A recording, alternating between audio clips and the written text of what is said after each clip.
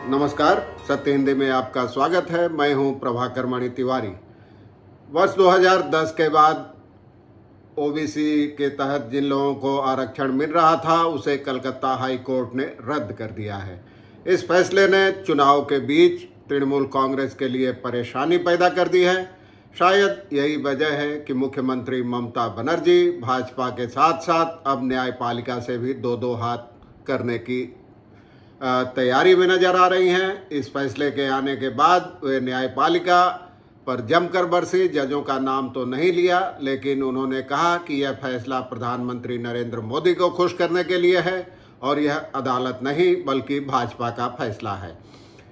अदालत के इस फैसले से करीब 5 लाख लोगों के प्रभावित होने की संभावना है। इस मुद्दे पर राजनीतिक विवाद भी लगातार तेज हो रहा है। भाजपा, सीपीएम और कांग्रेस ने इस फैसले का स्वागत किया है और ममता बनर्जी सरकार को कटघरे में खड़ा कर दिया है। प्रधानमंत्री नरेंद्र मोदी ने तो इस फैसले को विपक्षी गठबंधन के मुंह पर करारा तमाचा बताया है। केंद्रीय गृह मंत्री अमित शाह भी इस फैसले के बाद ममता की आलोचना करते नजर आ रहे हैं। भाजपा ने मुस्लिम तबके के लोगों को ओबीसी प्रमाण पत्र देने के ममता बनर्जी सरकार के फैसले को अल्पसंख्यक तुष्टीकरण की नीति बताया है। लेकिन आखिर यह मामला क्या है? दरअसल वाम मोर्चा सरकार जब बुद्धदेव भट्टाचार्य मुख्यमंत्री थे तो उनके कार्यकाल के लगभग अंतिम दौर में सच्चर समिति की रिपोर्ट और नंदीग्राम और सिंगूर में जमीन अधिग्रहण की घटनाओं से पिछड़ी जातियों में बेहद नाराजगी पनप गई थी। उस पर काबू पाने के लिए तत्कालीन सरकार ने आरक्षण की पहल की थी। उसने पिछड़ा वर्ग आयोग को सामाजिक और आर्थिक रूप से पिछड़ी जातियों और समुदायों के बारे में तथ्य जुटाने का जिम्मा सौंपा था।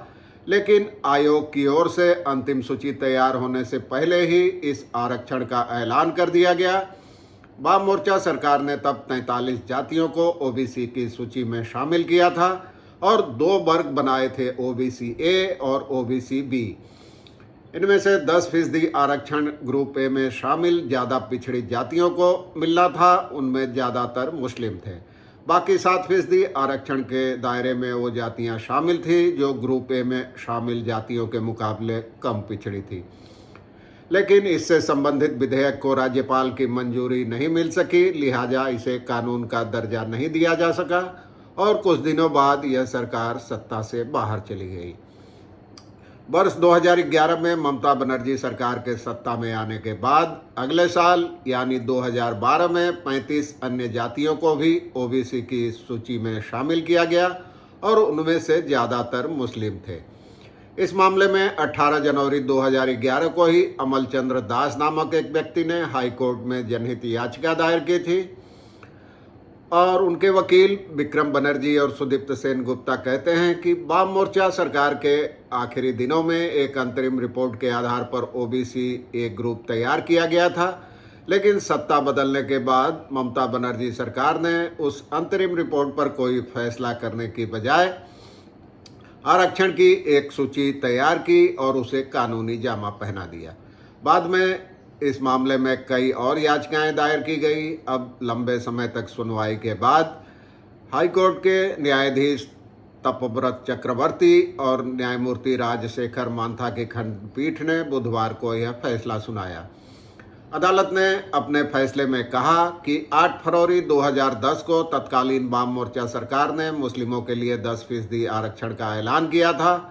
उसके 6 महीने के भीतर तत्कालीन पिछड़ा वर्ग आयोग ने 42 जातियों को ओबीसी की सूची में शामिल करने की सिफारिश की थी। उनमें से 41 मुस्लिम जातियां थीं। सरकार ने उस सिफारिश को मंजूरी दे दी थी। उसके बाद 11 मई 2012 को तृणमूल कांग्रेस ने 35 और जातियों को उस सूची में शामिल कर दिया। उनमें से 9 जातियों को ओबीसी ए वर्ग में रखा गया और 26 को ओबीसी बी वर्ग में। अदालत का कहना था कि इस मामले में कानूनी प्रावधानों का पालन नहीं किया गया। यह रिपोर्ट भी सामने नहीं आई कि आखिर किस आधार पर उन जातियों को ओबीसी का दर्जा देने का फैसला किया गया था। अब इस पर अदालत के फैसले के बाद राजनीतिक विवाद लगातार तेज हो रहा है। ममता बनर्जी ने इस पर तल्ख टिप्पणी की फैसले के तुरंत बाद उन्होंने कहा कि मैं यह फैसला नहीं मानती। राज्य में ओबीसी तबके के लोगों को आरक्षण मिलता रहेगा और सरकार इस फैसले को सुप्रीम कोर्ट में चुनौती देगी। उन्होंने इसे भाजपा का फैसला बताते हुए कहा था कि यह प्रधानमंत्री मोदी को खुश करने के लिए किया गया फैसला है। मुख्यमंत्री ने किसी का नाम लिए बिना इस फैसले और जजों की खिंचाई भी थी। उनका कहना था कि कोई जज इस्तीफा देकर भाजपा के टिकट पर चुनाव लड़ रहा है तो कोई रिटायरमेंट के दिन कहता है कि वह तो शुरू से ही संघ का सदस्य रहा है।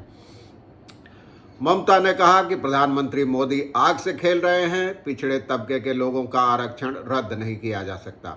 उनका आरोप है कि भाजपा इस फैसले के जरिए मुसलमानों का आरक्षण खत्म करना चाहती है।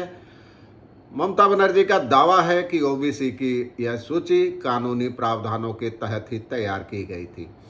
उधर केंद्रीय गृह मंत्री अमित शाह ने कहा है कि ममता बनर्जी सरकार ने किसी सर्वेक्षण के बिना ही अल्पसंख्यक तबके की कई जातियों को ओबीसी का सर्टिफिकेट दे दिया था। अब अदालत ने इसे खारिज कर दिया है।